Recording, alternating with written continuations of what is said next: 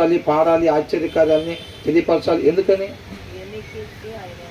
ఇవన్నిటికీ ఆయన అర్హుడు.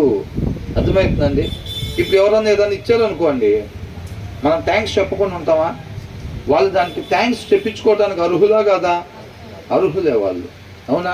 కాబట్టి మన జీవితాల్లో ఆయన మనల్ని ప్రేమించి ఆయన మన పట్ల చేసే మేలులకి మన జీవిత కాలం ఆయన పాదాల చెంత సాష్టాంగ పడే విధంగా, అంటే మనం ఆయన పాదాల చెంత సాష్టాంగ పడితే ఎలాగుంటుందో మన ప్రవర్తన ఆ రీతిగా మనం జీవించేవారుగా ఉండాలి.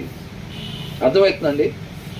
అంటే దేవుడు మనకి ఇచ్చింది ఏంటి? దానికి ఎలాగా బ్రదర్, మరి దేవుడు పలానా దగ్గర ఉన్నారంటే మేము పోయి సాష్టాంగ పడతాము, మరి ప్రవర్తించడం అంటే ఎలాగా? నువ్వు ఆకలిగా ఉన్నవాడికి అన్నం పెడితే నాకు అన్నం పెట్టినట్టే. నువ్వు ఎవరైతే దాహంగా ఉన్నారో వాళ్ళకు నువ్వు నీళ్ళు ఇస్తే నువ్వు నాకు ఇచ్చినట్టే. అర్థమవుతుందండి? దేవుణ్ణి నువ్వు నేను ప్రేమించాము అని అంటే ఆయన ఆజ్ఞలు గైకొనే వాళ్ళే దేవుణ్ణి ప్రేమించేవాళ్ళు అని చెప్పి 1 యోహానులో ఉంది, అవునా కదా? మరి ఆయన మనకి ఇచ్చింది ఏంటి? ఆయన ఆజ్ఞలను గైకొన్న వాళ్ళే ఆయన ప్రేమించిన వాళ్ళు. ఆయన ఆజ్ఞ మనకి ఇచ్చింది ఏంటి? నిన్ను వలే నీ పొరుగు వారిని ప్రేమించాలన్నమాట. అర్థమవుతుందండి? సమస్తం దాంట్లోనే దాగి ఉంది. మన పొరుగు వారి పట్ల ఏదైతే మన పొరుగు వారితో మనం డీల్ చేసే విధానం ఉందో చూసారండి, మన పొరుగు వారిని మనం వ్యవహరిస్తాం చూసారా వాళ్ళతో, దాంట్లోనే సమస్త ఆశీర్వాదం దాగి ఉందన్నమాట. మనం అది తెలుసుకోం. దేవుడి దగ్గర మాత్రం మోకరిచ్చి ప్రార్థిస్తాం, పాటలు పాడతాం, కానుకలు తెచ్చిస్తాం. ఇంటి పక్కన వెళ్తాం మాత్రం 3 సంవత్సరాల నుంచి మాటలు ఉండవు.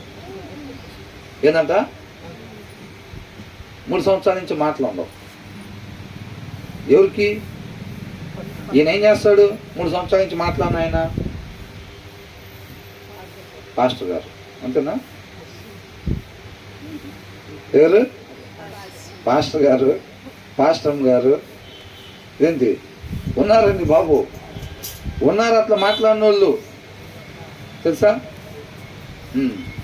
అలా కాకుండా మనం వాక్యాన్ని అనుసరించే మనం జీవించేవారుగా ఉండాలి. ఆ తర్వాత ఏమన్నాడు? ఆయన గూర్చి పాడుడి, ఆయన కీర్తించుడి, ఆయన ఆశ్చర్య కార్యములన్నింటిని గురించి సంభాషణ చేయుడి. మనం దేన్ని బట్టి అతిశయించాలంట?